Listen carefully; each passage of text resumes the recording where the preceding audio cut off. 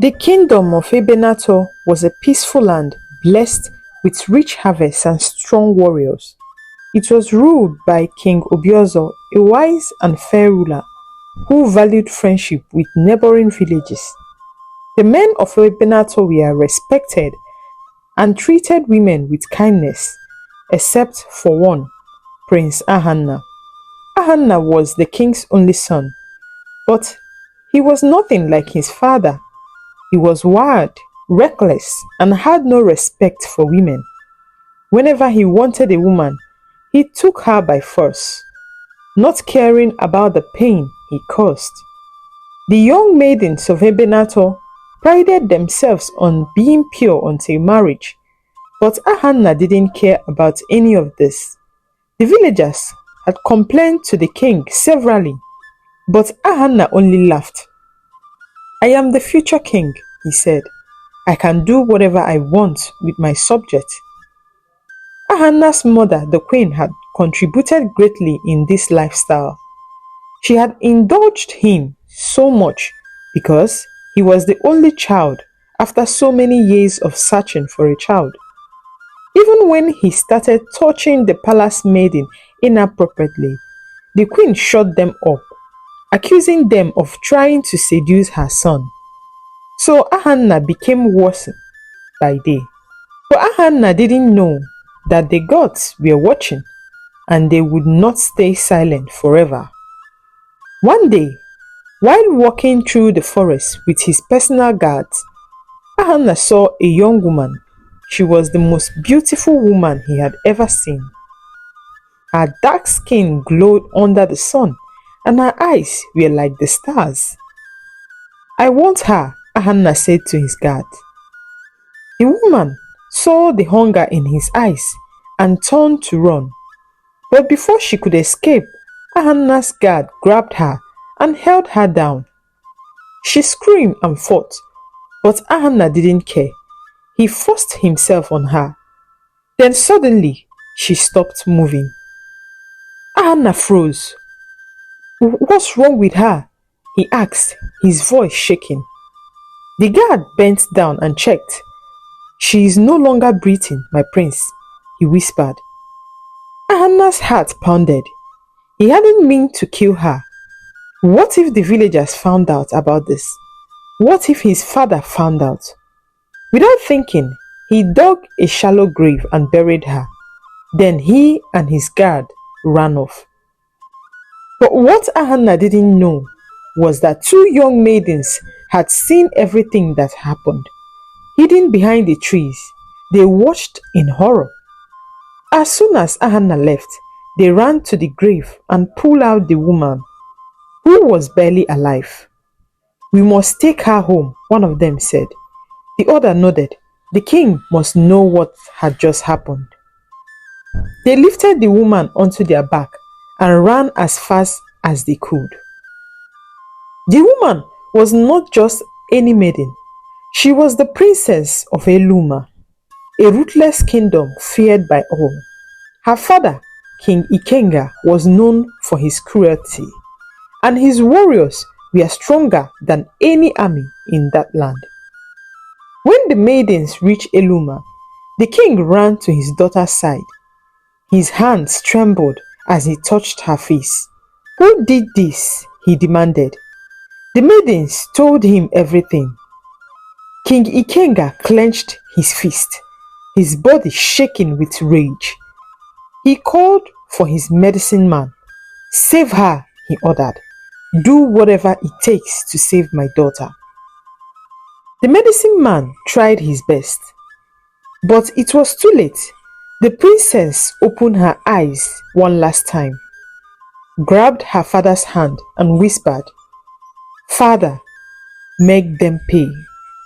Make Ebenano suffer." Then she closed her eyes and that was it.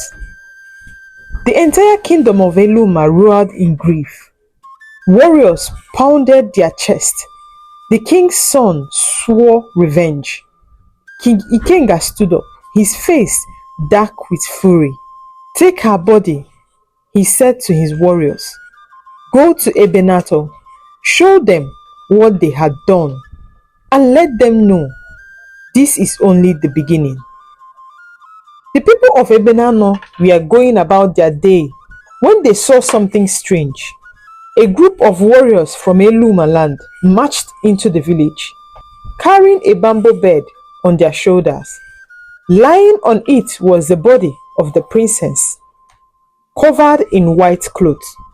The warriors held palm fronds over their mouths as they walked in silence. A terrible fear gripped the kingdom. People whispered in panic. What does this mean? Why are they here? The king's guards rushed to the palace. Your Majesty, they said, something terrible has happened. King Obiozo hurried outside. His heart stopped when he saw the warriors. He called for the chief priest, who closed his eyes and listened to the spirit. When he opened them and spoke, the prince has brought war upon us, he said. Ahanna's face went pale. That's a lie, he shouted. But it was too late for argument. A messenger arrived from Eluma. He carried only one message from King Ikenga. I will make your land desolate. Panic spread through Ebenato. The people knew they had no chance against Eluma. Their warriors were not strong enough. Their walls were not high enough. The king called for all the young men of the land. We have no choice, he said. We must fight, or they will kill us all. Men who had never held a sword were forced to train. Friends became warriors overnight. Among them were three close friends, Obinna, Chidi, and Chima. Obinna was different from the others.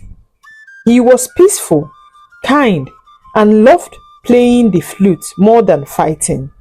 He was in love with Choma, a beautiful maiden from the village. But Choma's mother never liked him.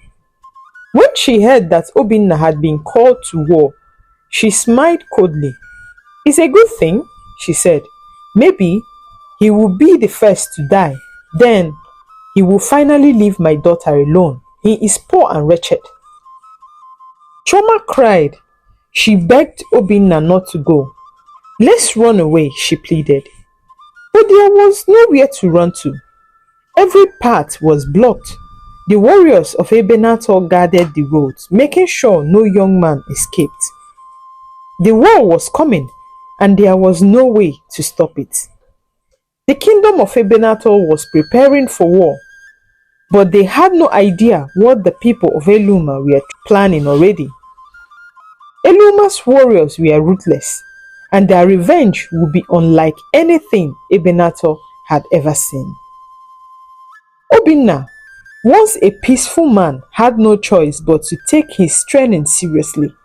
He understood it now. It was either kill or be killed. Choma, unable to stay away, continued sneaking out to visit him at the warriors' camp. Obinna's best friend, Chidi and Chima, were strong and well respected in the community, so they would stand and watch for him while he spent time with Choma. But one fateful night, everything changed. Choma arrived at the camp as usual, but Chidi, Chima, and Obinna were nowhere to be found. She looked around, confused, when suddenly a shadow loomed over her. It was Prince Ahanna. He smiled. Who are you looking for, beautiful one? Choma's stomach turned. She already knew what kind of man the prince was. I came to see Obinna, she said, stepping back. But the prince wasn't listening. His eyes darkened with the same hunger he had always had for women. He reached for her. His fingers coiled around her wrist. Forget about Obinna. You are better off with me, he said. Choma yanked her hand away. Let me go, she shouted. Anna's smile disappeared. His grip tightened. You don't tell me what to do. I am your prince, he shouted back at her. Chioma screamed. She screamed so loud that the entire camp could have heard her. Two warriors rushed out from the shadows, their hands on their sword. The prince saw them and hesitated. He scoffed, brushing off his clothes. I was only playing with her, he said to them. Then, without another word, he walked away. Chioma's hands were shaking as she ran home without looking back. She was saved that day. The warriors watched him go, shaking their heads in despair. After everything that had happened, after all the suffering he had caused their land, the prince still hadn't learnt his lesson. That night, as the warriors of Ebenator were resting, disaster struck. Out of nowhere, the warriors of Eluma attacked. They came like shadows in the night, their blades cutting through the tents, slicing through men before they could even grab their weapons. The camp was thrown into chaos. Swords clashed, men screamed, blood splattered the ground. Obinna fought with all his strength. His training had paid off a bit, but the warriors of Eluma were monsters. Chima fought beside him, his sword flashing under the moonlight. Then, out of nowhere, an arrow came flying straight toward Obinna's chest. Chima saw it at the last moment. He lunged forward, pushing Obinna aside. The arrow sank deep into Chima's side. No! Obinna screamed, catching him as he stumbled. Chima gritted his teeth. Keep fighting, he gasped. I'll be fine, as the injury gushed out blood. But the battle wasn't truly about them. The warriors of Eluma weren't here to win a war that night. They were here for the prince. Anna tried to run, but there was nowhere to hide. The warriors of Eluma grabbed him, bound his hand, and dragged him away. By the time the battle ended, Ebenator's warriors lay wounded and broken. Many had died. Chima was barely holding on, his face pale with blood loss. Obinna stared at the ground, his body still trembling. If Chima hadn't saved him, he would have been the one bleeding out, or even dead.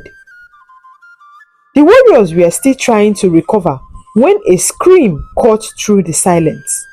Everyone turned towards the sound. A warrior stood frozen, his eyes wide with horror. He pointed at something on the ground. Obinna and the others ran towards him. Then they saw it. Lying in the dirt was the body of Prince Ahanna. His head was missing.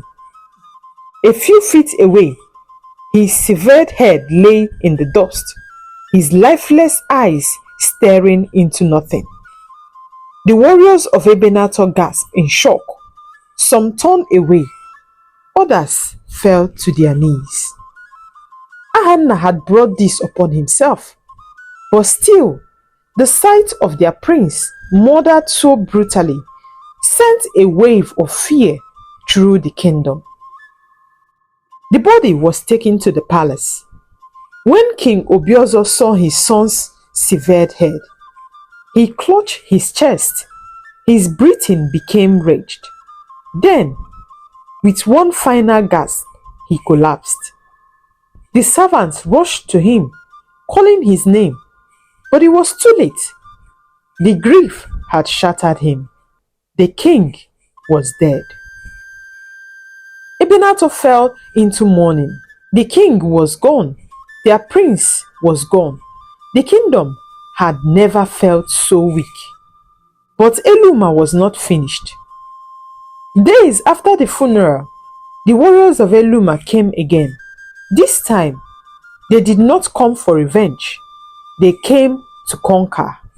Their plan was simple: take over Ebenator, make its people slaves, and rule over them forever. But what they didn't know was that history was about to be made. Ebenator was broken. Their king was dead. Their warriors were weak in spirit. Fear gripped the land, and many had already accepted their fate, defeat and slavery under Eluma's ruthless rule. But then, in the midst of despair, a voice rose. It was Obinna, a man they had often overlooked, a warrior who had been seen as too gentle and weak. But now, as he stood before them, there was fire in his eyes. "If we give up now, our kingdom will fall," Obinna said. His voice was steady, but his words shook their soul. "If we don't fight, Eluma will kill us all. They will take our wives, our daughters, our mothers. They will burn our homes and erase our history. Is that the fate we want for ourselves and our children?" The warriors looked at each other, shame creeping into their hearts. Then Obinna stepped forward, his fist clenched. "As long as we live, Ebenator will not fall. Long live Ebenator." Slowly, one by one, the warriors nodded as they stood. They raised their sword. They would not surrender. As they responded, "Long live Ebenator." This time, they trained harder than ever. They dug underground tunnels and hid their pregnant women, their elders, their children, and their young maidens. Chioma and Chima, who was still badly injured, were among those hidden away. Before Obinna left for battle, Chioma grabbed his hand, tears in her eyes. "Promise me," she whispered. "Promise me you will come back alive to me." Obinna cupped her face, his thumb wiping away her eyes, her tears. "I swear to you, Chioma, I will return alive." She hugged him tightly, refusing to let go. But he gently pulled away. With one last glance at her, he turned and walked into the battlefield. Chioma fell to her knees, praying to the gods to protect him. The warriors of Eluma marched into Ebenator, confident that they would finish what they had started. But this time, Ebenator was ready for them. As Eluma's warriors approached, they triggered hidden traps, pits filled with sharpened stakes, falling boulders, and poisoned arrows shot from the shadows. Before they could even set foot in Ebenator, a quarter of their men were already dead. Then the real battle began. The warriors of Ebenator fought like men possessed, like wounded beasts defending their homes. Their swords flashed, their arrows flew, their spears found their marks. Obinna fought beside Chidi, cutting through enemy after enemy. Blood soaked the ground. But they did not stop. The warriors of Ebenator were unstoppable. The battle raged on, but soon it became clear that Ebenator was winning. The remaining warriors of Eluma, now few and frightened, turned and fled. But the warriors of Ebenator were not done. With a roar of victory, they chased after the fleeing enemy, cutting them down one by one. By the time the sun set, Ebenator stood victorious as they shout and hug themselves in victory. The war was over. The people of Ebenator gathered to honor their fallen and celebrated their victory. But now, there was a new problem. They had no king. Their elders gathered to decide who would rule. And it was clear the next king had to be the one. The next king had to be the one of the warriors who had saved their land, the strongest among them all.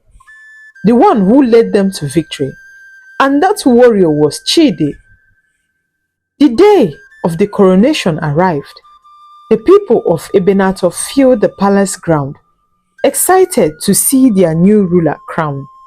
Chidi sat on the royal seat while Obinna and Chima stood beside him. But then, something unexpected happened. As the crown was about to be placed on his head, Chidi suddenly stood and gently pushed Obinna forward. Obinna frowned. "Chidi, what are you doing?" Chidi only smiled. Then he looked at Chima, who was also smiling. "It was never mine to begin with," Chidi said. "The battle strategy, the traps, the underground hiding, all of it was your idea, Obinna. You saved Ebenator. You are the true king of Ebenator." Obinna's eyes widened. He looked around, expecting the warriors to object, but instead, they all nodded in agreement as they smiled. Then the elder stepped forward. "Obinna, son of Ebenator, the people had spoken." Tears welled up in Obinna's eyes. He had never once thought of himself as a ruler. He had always been the humble boy who played the flute, the man who had loved peace, the orphan who had known nobody. But today, he was something else. Today, he was the king of Ebenator. As the golden crown was placed upon his head, the people of Ebenator bowed before him. Then in one voice, they all shouted, "Long live the king! Long live the king!" Chidi and Chima smiled, standing protectively by his side. But far away in the dark halls of Eluma kingdom, their defeated enemies nursed their wounds. Their king sat upon his throne, his face twisted with rage, and in a voice filled with hatred, he growled, "It is not over, Ebenator.